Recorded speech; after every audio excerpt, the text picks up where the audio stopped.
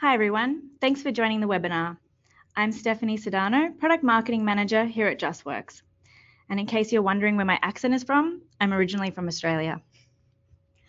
I'm excited to be joined by HR compliance experts Charlotte O'Connell, HR consultant at Justworks, and Elizabeth Bill, Senior Director of Harassment Prevention at EVERFI.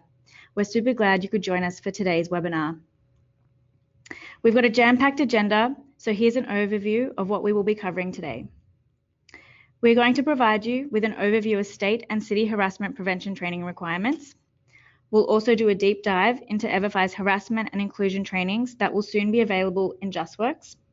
As part of this, we will also give you a sneak peek into the solution. And finally, we will guide you through best practices for creating and maintaining a safe and harassment-free workplace. Before we get started, a bit of housekeeping. The presentation will go for 30 minutes. So we'll have time for questions at the end.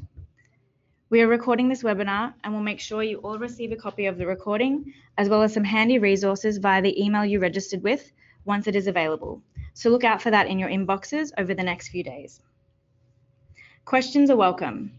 If you have any during the presentation, please submit them through the little grey question panel that you'll see on the right side of your screen. In the interest of time, but also because this is a public discussion, we won't be answering any questions about any specific employee or company today. But if you do have those questions, please reach out to your AM or support team member. Finally, but most importantly, this webinar is not legal advice.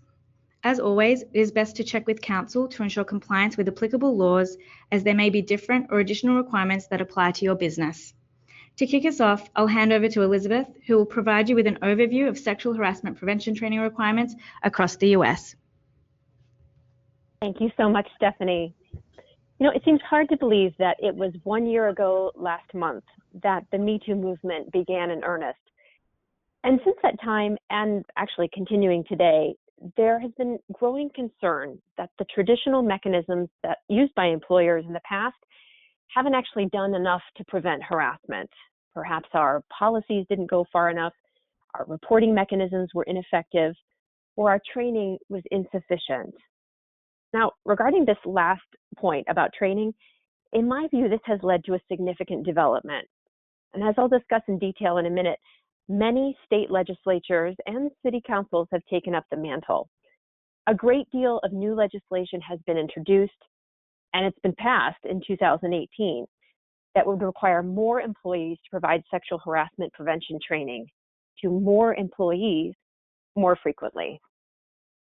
Now, it's clear when you read the legislative history behind these bills that the lawmakers' rationale behind it was twofold. First, they believed that many organizations were not providing harassment training to any of their employees. Or second, if they were providing training, perhaps they were training only discrete groups, such as supervisors. And because of these training shortfalls, in their view, this led employees to not know how to recognize harassment, or how to report it, or how to stop it. So as we'll see in the next slide, many states have undertaken efforts to change the training landscape through these new laws. The challenge is, of course, these laws are all a little bit different, which makes compliance with the training requirements increasingly complex, particularly if you're a multi-state employer. So turning to the next slide, as this slide demonstrates, there is a growing trend among states to legislate sexual harassment training in the workplace. Now, as many of you know, there is no federal law in the private sector that requires employers to provide anti-harassment training to their employees or to their supervisors. But a lot of employers did provide training to employees because it was an effective practice, and quite honestly, it's the right thing to do. It also helps with a company's legal defense if the company finds itself subject to a harassment charge or a harassment lawsuit. Now, the first two states to mandate this type of training actually did so quite a long time ago. Maine enacted training mandates in 1991, and Connecticut did so in 1992. And I'll discuss both of those in a moment. But the movement to legislate harassment prevention training actually stalled for a long time until California enacted AB 1825 back in 2004, which became effective in 2007. And that law, AB 1825, required California employers with 50 or more employees to provide supervisors, and only supervisors, with training on sexual harassment every 2 years. And that really remained as sort of the leading law in the country for quite some time. Things remained quiet in the states until the Me2 movement occurred in 2018. And as you can see from this map, 2 more states, as well as New York City, enacted laws this year to ensure that more training is occurring in more workplaces more often. So let's look at a couple of these state laws now by flipping to the next slide. And we'll start with New York. As you can see, New York enacted a law this year, effective back in October 9th, that says that all New York employers of any size must provide all employees, whether supervisors or individual contributors, with sexual harassment training and a written sexual harassment prevention policy. The training must be completed annually, and the first training must be given to your current employees by October 9th of next year, of 2019. I would note this is a change from the original training deadline that was promulgated when the law first came out. Originally, they said that training must occur by January 1st of 2019, but that has now been pushed back to October 9th of 2019. New hires must, there is no articulated deadline for how soon upon hire that you have to provide the training.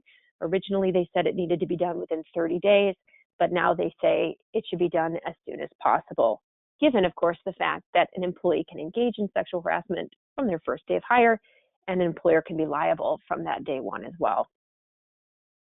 The training must meet certain minimum standards. Now, some of these, if you've already been doing training, you're likely already meeting, such as providing an explanation of what sexual harassment is, providing examples of harassment, supervisor responsibilities, and a description of the law at the state and federal level. But there is some new information that you'll need to make sure your training covers, which is information about employees' rights, how and where they can file complaints about sexual harassment, and the specific remedies that are available to them if they were to file suit under each law. Finally, the training must be interactive. It doesn't mean it has to be live, it can be online, but it must have interactive functionality. I do want to point out something about the policy requirement here that's referenced at the top. You are required to disseminate a written policy. It has to be in writing or in a manner that's able to be printed. So it can be put on your intranet, for example, on your company website, as long as it's downloadable or printable. Your standard policy probably already meets a lot of the requirements, but there is one piece that I do want to call out. You'll want to check and make sure is in your policy. The policy needs to contain a standard harassment complaint form. And if it doesn't include a mechanism, that form, to make a complaint in the body of the policy, you need to include in the policy where they can find that form. All right, so that was New York State. Let's turn to New York City. They too enacted legislation this past year. And on May 9th, if we can switch to the next slide, New York City's mayor signed the Stop Sexual Harassment in New York City Act, which was really a comprehensive legislative package which was aimed at addressing and preventing sexual harassment in the workplace. That bill did expand the gender discrimination portion of the city human rights law to cover all employers regardless of size. So all employers, no matter how small, can be liable for sexual harassment now in New York City. There is a training requirement. This applies to slightly larger employers, those New York City employers with 15 or more employees. They have to provide sexual harassment training that is interactive to all full-time, part-time employees and interns if those interns or part-time employees work more than 80 hours per calendar year. The training has to be done annually, and it must be given to new employees within 90 days of their hire. There is an additional training component for supervisors under this law. They have to receive information about their responsibilities to prevent harassment and retaliation and how to address complaints when they come forward. There is a lot of overlap in the required contents of the training between this law and New York State law, but one additional obligation that I wanted to point out for the New York City law, that training for New York City employees must include information about bystander intervention, such as how employees can learn about it, how they can engage in it as a means to prevent harassment in the workplace. So I just wanted to pause for a second. So we just talked about New York State law and New York City's law. Although New York City's law only covers employers with 15 or more employees, remember, the New York State law, which I went over on the previous slide, applies to all employers in the state of New York, regardless of size. So what this means when you marry the two together, if you have any employees anywhere in the state of New York, you will need to comply with at least the New York State law, which requires training all of your employees by October 9th of next year. But if you also have 15 or more employees in New York City, that training deadline, at least for those New York City employees, is moved up to April 1st of 2019. All right, that's it for New York. Turning now to California. As I mentioned before, California used to be really the leader in this space, but not to be outdone by New York. They too have gotten back in the game, and the California governor signed a new bill on September 30th that expands upon the anti-harassment training law that was previously in effect. That new bill, SB 1343, which you can see on the right side of this slide, now requires all employers, all employees to be trained if the organization has 5 or more employees. So let's just do a little compare and contrast here. You can see on the left side under the previous law, that only covered employers with 50 or more employees, and only supervisors needed to receive that training. Now, as you can see on the right, employers with 5 or more employees are covered, and the training must go to all employees, not just supervisors. You can see the difference in the duration. The rank and file employees must receive, or non-supervisory employees must receive 1 hour of training. Supervisors will still receive 2 hours of training as they did before. Training frequency stays the same. That training must be given every 2 years. And employees must receive the training within 6 months of hire or becoming a supervisor. Now, if it's a temporary employee or a seasonal worker, they need to receive the training within 30 days or 100 hours of their hire, whichever comes first. The scope of the training, the subjects it must cover, remains the same. And the training deadline for the employees that are now covered under the new law is January 1st, 2020. Just a couple of points about timing and other nuances here of the new law. If you provide your training to your employees after January 1st of 2019, that will suffice to start the clock for your first round of training. You don't have to do it again before the January 1, 2020 deadline. So as long as you have training planned for 2019, that will suffice. You can break up under the California law, you can break up the training into shorter segments. You don't have to do it in a 1 hour chunk or a 2 hour chunk respectively. As long as the total amount of hours of training is met, you can break them up into shorter segments. Finally, a note about temporary employees. When I mentioned temp employees here, what it's referring to for the training requirement is temps that are actually employees of your company. If you have temps in your company, they're actually employed by a temporary services agency, that the training will be done by that third party, not by the client employer. All right. One last state that enacted a law in 2018 that we wanted to address is Delaware. They too have enacted a sexual harassment training statute through HB 360, and this goes into effect on January 1 of 2019. As you can see from this, a bit broader, or I should say a narrower scope actually in terms of which employers must comply. This one focuses on employers with 50 or more employees. And again, all employees, however, must receive interactive sexual harassment training on an every other year basis. The training must occur within 1 year of their hire or becoming a supervisor. And you can see that supervisors also must receive enhanced or a supervisor-focused training every 2 years. The training deadline under the Delaware law is December 31st of next year. And this law does state that the training is not required if the person is a particularly short-term or short-tenured employee. So if they're employed for less than 6 continuous months, they do not need to receive the training. Of course, just because the law says they don't have to receive it doesn't mean it's not a good idea to still provide them with the training, because you can still be liable for their actions while they are there. Of course, we don't want to forget about the 2 states that have had the sexual harassment training mandates on the books for quite some time. It's still the law in Maine and Connecticut to train employees there. You can see the law that's been in place in Maine since 1991 requires that employers with 15 or more employees provide training within 1 year of hire, and all employees must receive that training, not just supervisors, and there is that additional training requirement for supervisors as well. Connecticut focuses on employers with 50 or more employees. This is just a supervisor-focused law. They must receive 2 hours of sexual harassment training and must receive it within 6 months of becoming a supervisor. The law doesn't actually specify in terms of a mandate how often they must receive that training, but they do recommend retraining every 3 years. So that's the scope of the legal mandates that are on the books today and that have been enacted this year. I'd like to turn it back to Stephanie. Thank you, Elizabeth. So when it comes to sexual harassment prevention at Justworks, we believe 2 things. The first is that whether or not your company is required by law to do so, implementing a sexual harassment prevention policy and training program for your employees is a best practice.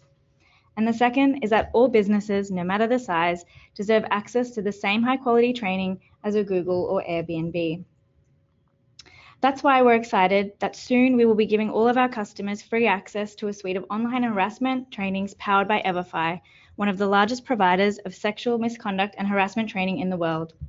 Before I take you through the training suite in more detail, I'd like to give you a sneak peek of what will soon be available to you in Justworks. So focusing purely on the employee experience for now, this image is an example of what your employees will see when they are assigned a course. As you can see, employees will be able to view the courses that are assigned to them, the due dates associated with the course if applicable, and the status of completion. They'll also be able to take the course straight from here. The following image is what your employees will see when undertaking a course. As you can see, we will not be taking you or your employees out of Justworks to another system or platform to complete the trainings. We're committed to building the experience within Justworks to ensure it is as integrated and seamless as possible. The full solution is being built out as we speak, and we'll be notifying you when we have a finalized date of when it will be available. Now let's go through the courses that will be made available to you as part of the suite of trainings.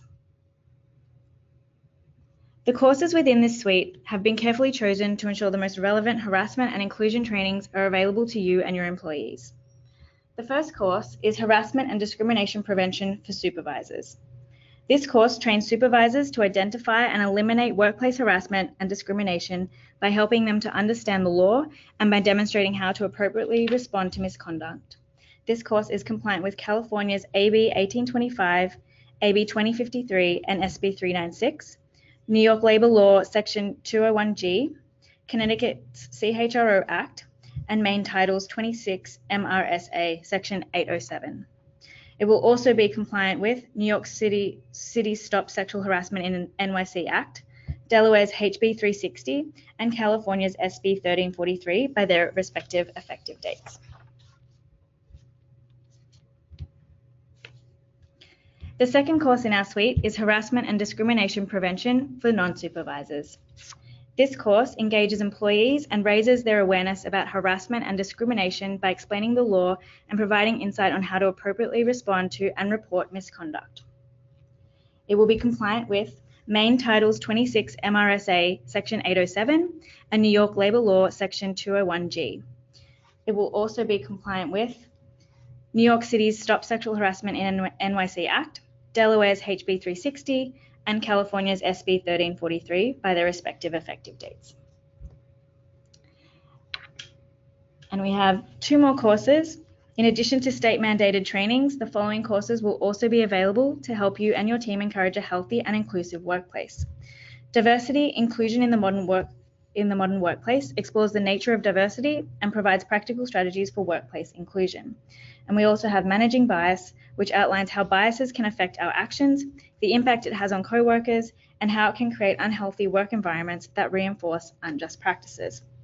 I'll now be handing over to Charlotte, one of our HR consultants here at Justworks, who will take you through some best practices for creating a safe, harassment-free workplace.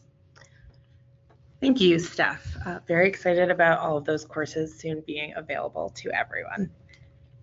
Often when we talk about sexual harassment, employers have a pretty clear idea of what they know is sexual harassment, but a lot of employers aren't even sure when a certain employee relations issue might be considered sexual harassment.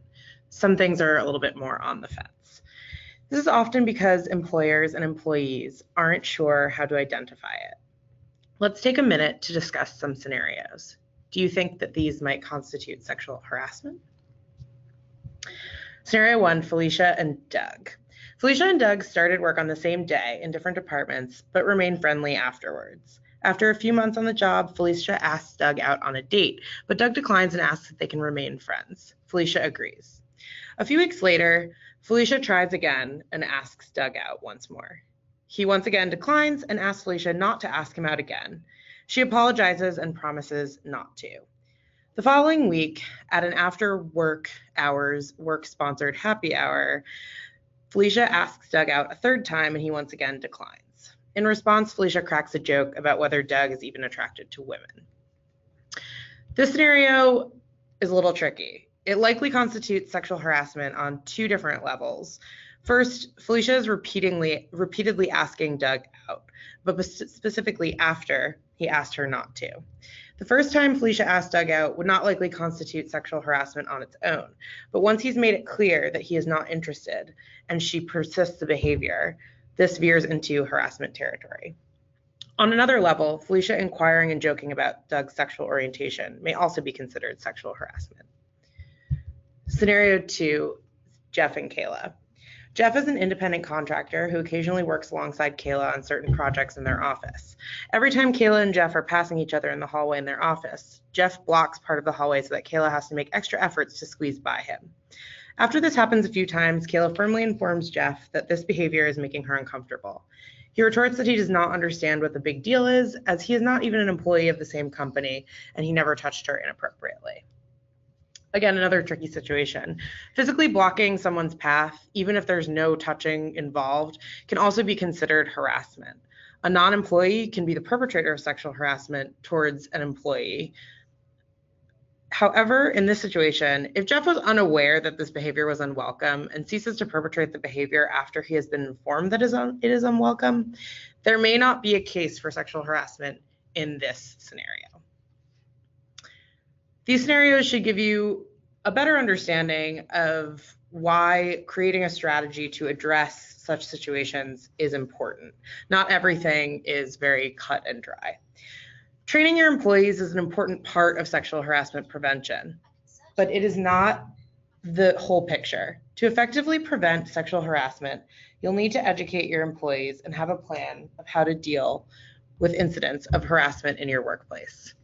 There are three key elements to such a strategy: gaining a clear understanding of sexual harassment. Second, developing clear policies and communicating them effectively. And third, enforcing your policy consistently and investigating complaints as they arise. We'll go through each of these in a bit more depth.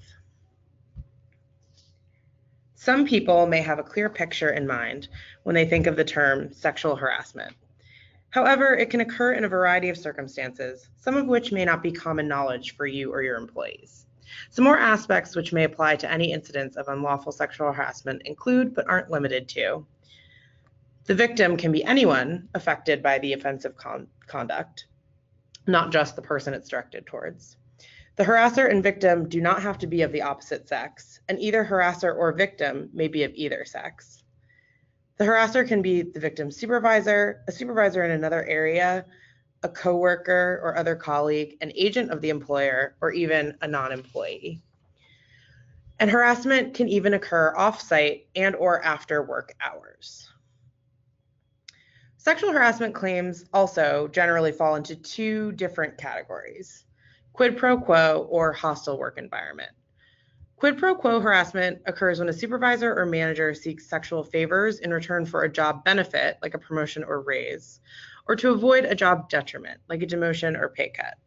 This is the more common image many people hold in their minds when they think of sexual harassment. Hostile work environment has become a general term for any type of harassment that involves conduct that is severe or pervasive enough to create a work environment that a reasonable person would consider intimidating, hostile, or abusive. This can manifest in a seemingly endless number of ways and may involve any type of unwelcome behavior of a sexual nature or based on someone's sex, which can include gender, sexual orientation, gender identity, or gender expression. Even where employers are not required to have written policies, it's a best practice for any business to have an employee handbook that outlines company policies. Among others, a handbook should include a section on preventing harassment, including sexual harassment. A robust anti-harassment policy demonstrates that an employer is serious about preventing sexual harassment. In addition, such a policy provides a mechanism for internal complaints that helps resolve employee concerns before they escalate to litigation. This policy should, at a minimum, state that the employee prohibits harassment, including sexual harassment. It should define harassment and sexual harassment and include examples. It should explain how to report concerns of inappropriate conduct, providing employees more than one way to report any concerns. It should state that the company prohibits retaliation against any employee in response to filing or responding to a bona fide complaint of discrimination or harassment, appearing as a witness in the investigation of a complaint, or serving as an investigator of a complaint. It should also outline any consequences offenders may face. Employers should always check applicable laws and consult legal counsel when drafting policies, as there may be additional requirements based on the locations where employees work. A policy is just words on a page if there's nothing to back it up. Once you've put the policy in place and trained the organization, make sure that the policy is enforced consistently. All employees should be required to adhere to the company's anti-harassment policy and be held accountable if they fail to do so. Similarly, it's important to promptly respond to sexual harassment complaints. Addressing any issues in a timely manner is another key element of demonstrating that the policy holds weight and you're serious about upholding it. Best practice would be to acknowledge any complaint as soon as it is received or as soon as possible thereafter, even if you require additional time to create a plan for an investigation. All complaints of sexual harassment should be investigated. After the investigation, employers should take the appropriate corrective actions. That concludes the presentation piece. So we're going to open it up now to questions. So I'm going to hand it back to Steph. Now, a number of you have sent in questions already, and we'll answer as many as we can. As a reminder, though, we won't be able to answer any questions related to specific employees here, but your account manager or a member of the support team can certainly point you in the right direction if you contact us privately. Also, what we'll do is we will take all the questions that have been put into that little box today, and we'll take them away and also send them to your account managers as well to make sure that that gets followed up. Okay, so a question for Charlotte. What are some examples of retaliation that kind of come to mind when you think about that or that you've experienced? Yeah. A lot of people think about demotions, terminations, or pay cuts as the way an employer can retaliate, but there are some less obvious forms of retaliation. Some good and relevant examples, all things that have happened, are overloading an employee with additional responsibilities, even removing responsibilities from the employee to reduce what they're doing as part of their job, and even a sudden change in work schedule or work location that has nothing to do with the employee's role can also be considered retaliation. Anyone who is handling a sexual harassment investigation or complaint should keep in mind that retaliation in this context also includes retaliation for submitting a complaint, even if you determine through your investigation that the reported issue did not constitute sexual harassment. Employers have to be really sensitive about this, whether their actions as a result of the investigation could be considered retaliatory. It's something that the EEOC and all state agencies that deal with this take very seriously. So it's something to be very mindful of, and probably the point at which you will want to consult legal counsel when determining what steps you may take against any employees, and also ensuring that you don't, by accident or unintentionally retaliate when you don't mean to do so. Okay, great. Thanks, Charlotte. We've got a question for Elizabeth. I think two have come through that are very similar. So one is, if a company is headquartered in a state without a training requirement, like Oregon, for example, but has some employees working in a state that does require training, like California, does that training law apply? And we've a similar question, which is, what if your employer is located in NYC but has employees in different states? Do the NYC laws apply to all employees or just the ones in NYC office? I'll hand that over to you, Elizabeth. Sure, I'll try and answer both with sort of a general high-level answer. Perfect. And it's sure. I mean, quite honestly, I'm going to give you the lawyer response. It depends, but because the state laws vary in how and city laws vary in how they define a covered employer. But as a rule of thumb, I would say states and cities legislators are often not concerned with where the company is headquartered, for example, but rather where the employees are located. So, for example, I'll use California to illustrate this. Their law says that if your company is engaged in any business in California, and if you meet the total employee threshold in the law, so remember that was 50, and now it's 5, and in California, they're very clear. You count employees no matter where they're located, not just if they're sitting in California in that number as well. So if you have 5 or more employees anywhere in the United States and somebody's sitting in California, you're covered. And you must provide the training to the employees that are located in California. So in that case, you look at the totality of employees in the company, and then you train the ones in California. But if it's a close call, and quite honestly, I'd say even if it isn't a close call under the law, it's a good idea to err on the side of providing the training. It's incredibly important component of preventing harassment, and generally it's better to make sure all your employees are receiving the same important messaging about legal requirements and about your company's policies in your workplace. Great, thanks, Elizabeth. Another question which might be good for you to answer is, do we need to provide the same training to full-time employees versus part-time employees? Sure. So under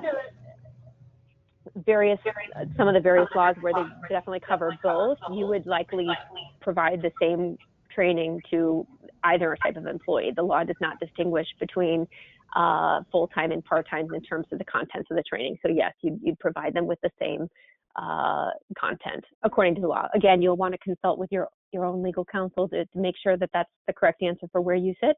But in general, if the training is mandated, it would be the same content for both. Great, thanks, Except Elizabeth. Remember, there's a distinction for supervisor versus non-supervisor, but not full-time to part-time. Thanks. Great, thank you. Charlotte, we've got another question. Who can be a target of sexual harassment?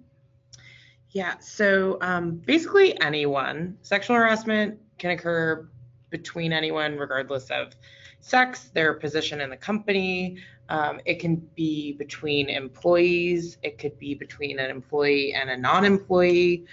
So even independent contractors can be the perpetrators or victims. Those employed by companies contracting to provide services in the workplace. So employees who, aren't necessarily an independent contractor on their own, but maybe a temp from another agency or providing any sort of work in your same workplace can be the perpetrators or the victims of sexual harassment. It can really be anyone. It could be even somebody visiting the office, a customer, a client. There's really not much limitation. It doesn't have to be just between 2 employees. Great, thank you. Back to you, Elizabeth. We have a question around mentioning that the training required by New York State and New York City has to be interactive. Are you able to give a little bit more color as to what that actually means? Sure. And I'll take a page from the New York State government actually issued some guidance about this very issue that I think is illustrative. According to New York, and that was one of, like you said, one of the states that's mandated this, and New York City, in order for training to be interactive, some form of employee participation in the course is required. And they give some examples. They say, for example, if the training is online, if it has questions at the end of a section and the employees have to select the right answer, that would constitute interactivity that they are looking for. Or if the employees have an option to submit questions and receive some sort of an answer to those questions, either immediately or in a timely manner, that would constitute interactivity. If they have a feedback survey for employees to turn in after they've completed the survey, that likewise is deemed interactive. So they make it clear that the training does not have to have an in-person live trainer to comply with the new requirements, but simply having them watch a static passive video or read a document would not constitute interactivity to meet the requirements under the law. Great, thanks, Elizabeth. So we have a question that's come through regarding designating training. So what we're working on building out at the moment in app is that any admin will be able to designate employees to participate in either of the 4 trainings. So if you deem someone as a supervisor, you'll be able to select the supervisor training and then assign your respective employees that you believe are supervisors or that have the title of supervisor to that particular training. So the answer to that question is yes, you'll be able to have complete control over who you assign a training to based on their role within the organization. Let me just, a couple more questions have come through. This might be something for either Charlotte or Elizabeth, maybe Elizabeth. What qualifies someone as a supervisor? This particular person has given the example, what if someone is relatively junior but does manage 1 to 2 people? That is something that is always defined under the relative state statute. So you would definitely, or the New York City statutes, you definitely want to take a look at where the law of wherever you're sitting, or contact your legal counsel to take a look at that. They would define supervisor in the law.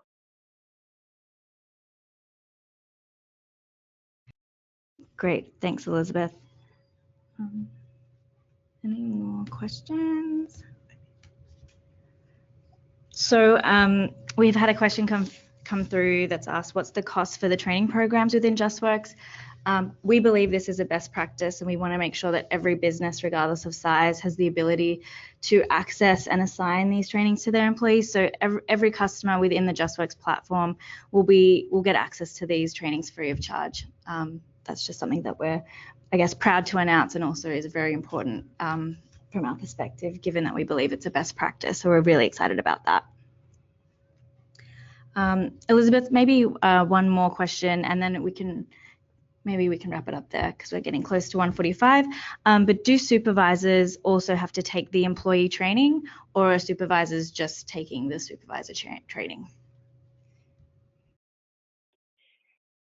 So in terms of the mandates of the law, usually the supervisor training would encompass both what the regular rank and file employees would get in terms of the mandatory content, as well as additional content that's specific to them as a supervisor. So additional content on what to do if you happen to receive a report and your responsibilities.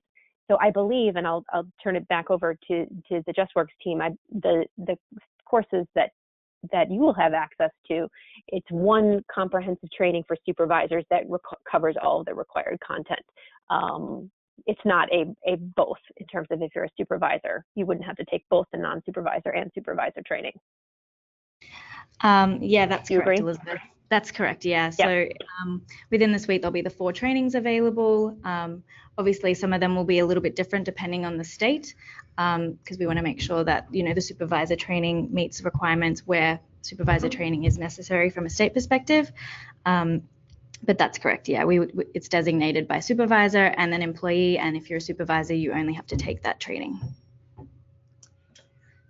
Okay, great. So what we might do is we'll wrap it up there, given that we're close to 1:45. So thank you very much, everyone, for joining the webinar today. If you have any more questions or we didn't answer a question that you already submitted, we will definitely look through those and get back to every single one of you and answer those questions. We'll be sending all attendees and registrants a follow-up email in the next few days with a recording to this webinar, as well as some other handy resources that you might find helpful. But until then, thank you so much for attending and keep working fearlessly. And thank you, Charlotte and Elizabeth, for joining me today. Thanks, Steph. Thanks so much. Thanks, everyone. Thank you. Have a lovely day.